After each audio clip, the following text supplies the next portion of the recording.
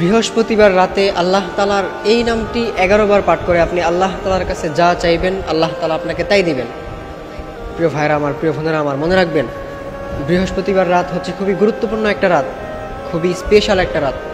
আপনি যদি এই রাতে আল্লাহ তাআলার এই নামটি 11 বার পাঠ করতে পারেন, এরপর আপনি আল্লাহ তাআলার কাছে যা চাইবেন আল্লাহ তাআলা আপনাকে তাই দিবেন।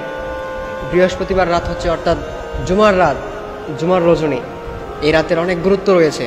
এই জন্য আমরা অবশ্যই প্রত্যেকেই বৃহস্পতিবার রাতে এশার নামাজ শেষ করে, এশার নামাজটা পড়ে, এশার ফরজ নামাজগুলো আমরা আদায় করে তারপর বাসায় এসে খাওয়া দাওয়া করে সুন্দর করে বাসার একটা কোনায় বসে, একটা পবিত্র জায়গায় বসে জায়নামাজ বিছিয়ে আমরা উজু করে 2 রাকাত নফল নামাজ আদায় করব।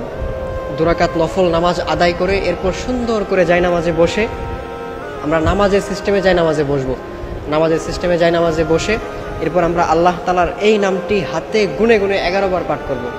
হাতে গুনে গুনে 11 বার পাঠ করে এরপর আল্লাহ তাআলার কাছে চাইবো, আল্লাহ তাআলা আমাদের সকল সমস্যা দূর করে দিবেন। সেই নামটি হচ্ছে আল্লাহুস সামাদ, আল্লাহুস সামাদ, আল্লাহুস সামাদ।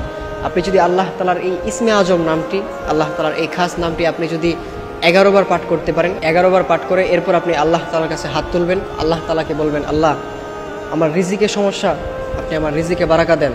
আল্লাহ আমি খুব বিপদে আছি, আপনি আমার বিপদ দূর করে দেন।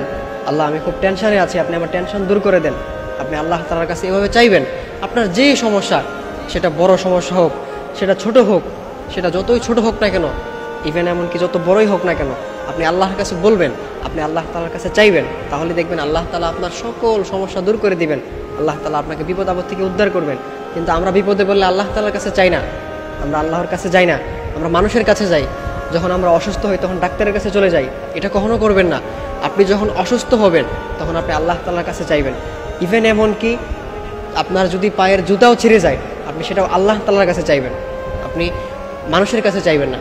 এই জন্যে বৃহস্পতিবার এশার নামাজ শেষ করে আপনি নিরিবিলি বসে আল্লাহ তাআলার এই নামটি 11 বার পাঠ করে এরপর আপনি আল্লাহ তাআলার কাছে চাইবেন, আল্লাহুস সামাদ, আল্লাহুস সামাদ। আপনি এই নামটি 11 বার পাঠ করে আল্লাহ তাআলার কাছে হাত তুলবেন। তবে অবশ্যই মোনাজাতের আগে একটা কথা মনে রাখবেন, মোনাজাতের আগে অবশ্যই আপনারা রাসূল সাল্লাল্লাহু আলাইহি ওয়াসাল্লামের উপর দুরূদ পাঠ করবেন। কারণ আপনারা যদি রাসূল সাল্লাল্লাহু আলাইহি ওয়াসাল্লামের উপর দুরূদ পাঠ না করেন তাহলে কিন্তু আপনার দোয়া আল্লাহ তাআলার কাছে পৌঁছাবে না, আপনার দোয়াটা আসমানেই ভাসতে থাকবে, আল্লাহ তাআলার কাছে যাবে না। এই জন্যে আপনি যদি আপনার দোয়াকে কবুল করাতে চান তাহলে অবশ্যই আপনার রাসূল সাল্লাল্লাহু আলাইহি ওয়াসাল্লামের উপর দুরূদ পড়তে হবে। এই জন্য অবশ্যই আপনি আল্লাহ তাআলার এই নামটি 11 বার পাঠ করে এরপর আগে দুরূদ পাঠ করবেন। দুরূদের মধ্যে সবথেকে উত্তম যে দুরূদটা সেটা হচ্ছে আমরা নামাজে যেটা পড়ি দুরূদে ইব্রাহিম, আল্লাহুম্মা সাল্লি আলা মুহাম্মাদিন ওয়া আলা আলি মুহাম্মাদ কামা সাল্লাইতা আলা ইব্রাহিম ওয়া আলা আলি ইব্রাহিম ইন্নাকা হামিদুম মাজিদ।